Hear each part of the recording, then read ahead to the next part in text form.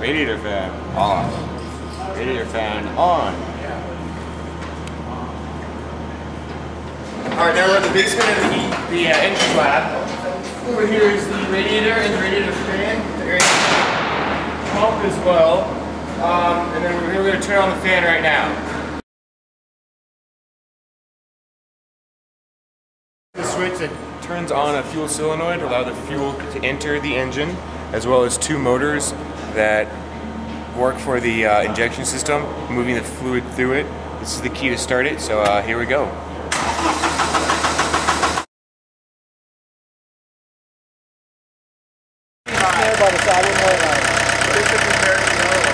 Watch it drop. Okay. It's not working. That's what pressure is based on. Do you want to throttle it?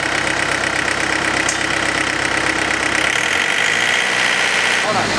Want to watch this get it throttled up? Okay.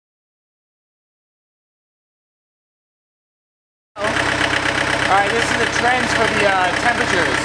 As you can see, we got a giant spike for the specialty fuel, which is running on diesel right now. We got fuel into the cylinder now, so it's firing.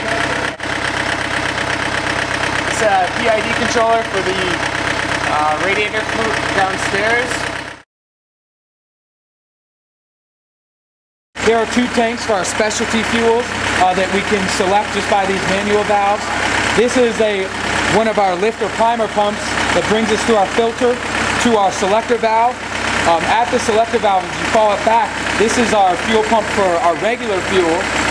And this selector valve decides for the separated cylinder which cylinder or what type of fuel source it's going to get. So when the data acquisition triggers this valve, it'll use our specialty fuel versus our diesel fuel, so we can make that switch on the fly. As you follow the fuel down, these are our Coriolis flow meters. They will be measuring the instantaneous flow rate of our fuel, which, since it's in a closed loop, is basically our fuel consumption rate. So we have two of those. This one is for the separated specialty cylinder, and the lower one here is for the diesel cylinders, all three of the diesel cylinders.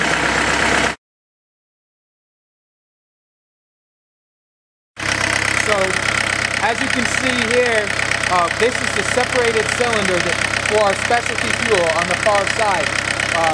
We basically managed to drill a hole in the engine and tap a hole in order to separate the internal fuel lines. So basically right here, this is the return and this is the input to the specialty cylinder. They go around in this loop here, which we have some thermocouples for temperature, because we don't want the fuel to overheat. And we also have a check valve to make sure the flow is going in the proper direction. Additionally, we have this pump that keeps the fuel circulating so it doesn't get too hot, as well as the pressure regulator.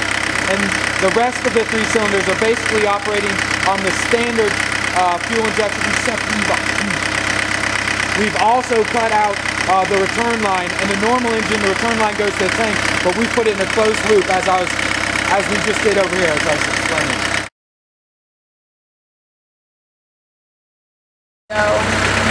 Alright, so this is our canola oil-based biodiesel that we're using for testing.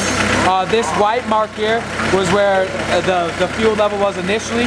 We made the switch over down here with this. With this valve here to make the switch so that the last cylinder is now firing on the canola oil. We know that because the canola oil is displaced all the way to the fuel line, and we've actually dripped out here at the surface, and we've seen canola oil, which is obviously a different color than diesel.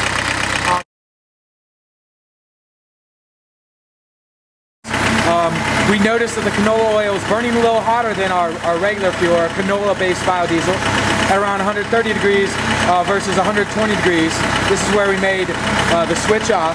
Now, if you'll watch the screen closer, we'll give the engine a little rev, and you can see the. See, I'm going to ramp the gas or the fuel.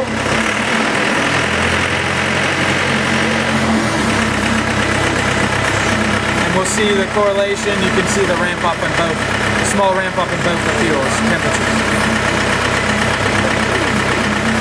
All right.